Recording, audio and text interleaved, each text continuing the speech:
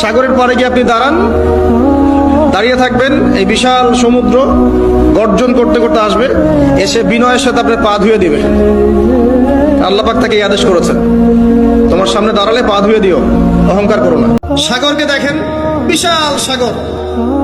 কক্সবাজারে যান, সাগরকে বিশাল সাগর গর্জন করছে, ভিতরে অনেক সম্পদ, অনেক মাখলুক আছে। আপনি সামনে গিয়ে দাঁড়ান, বিনয়ের সাথে আপনার পা ধুয়ে দিবে, কোনো অহংকার করবে না। সাগর কি শেখায়? বিনয়ী হতে শেখায়, কারণ সে অনেক শক্তিশালী, সে অনেক শক্তিশালী এবং প্রচুর সম্পদে ভরা। এই সাগর এই পুরো এলাকার বা পুরো দেশের কোটি কোটি মানুষের রিজিকের উৎস। এই সাগর, তার ভিতরে আল্লাহ রিজিক আছে, সম্পদ আছে।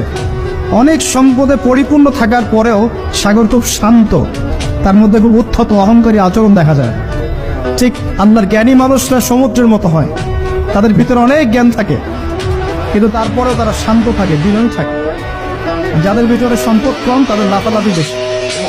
কথা বুঝতে পারছেন? সাগর এত শক্তিশালী হওয়া সত্ত্বেও আপনি তার সামনে গিয়ে দাঁড়ালে সে আপনার পা ধুয়ে দেয়।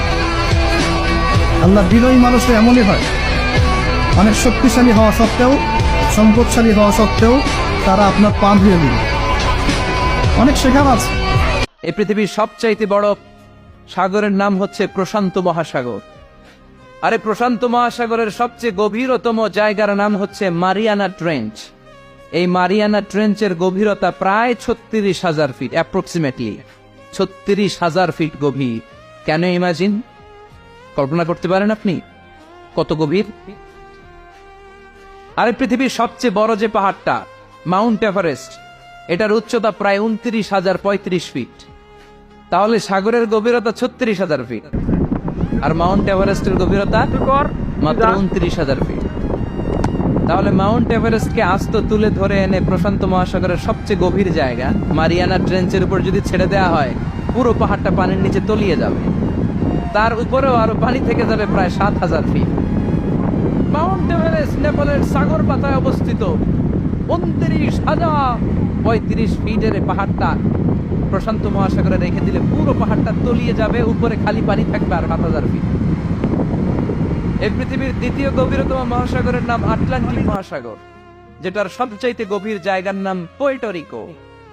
এই পোর্টোরিকোর গভীরতা প্রায় অ্যাপ্রক্সিমেটলি 33,000 ফিট। সুবহানাল্লাহ পড়েন। গোটা পৃথিবীতে স্থল হচ্ছে মাত্র 30 ভাগ, 70 ভাগ হচ্ছে জল। 30 ভাগ স্থল, 70 ভাগ জল।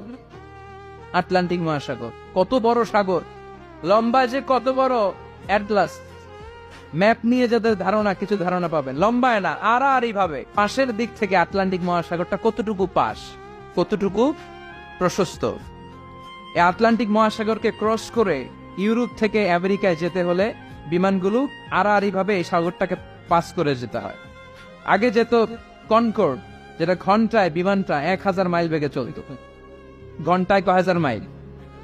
যে বিমানটা ঘন্টায় 1000 মাইল বেগে ছোটে, ওই বিমানটা দিয়ে আটলান্টিক মহাসাগরের পাশের দিক থেকে, লম্বায় না, পাশের দিক থেকে এই পাশ থেকে ওই পাশটা ক্রস করতে 4 ঘন্টা লেগে যেত।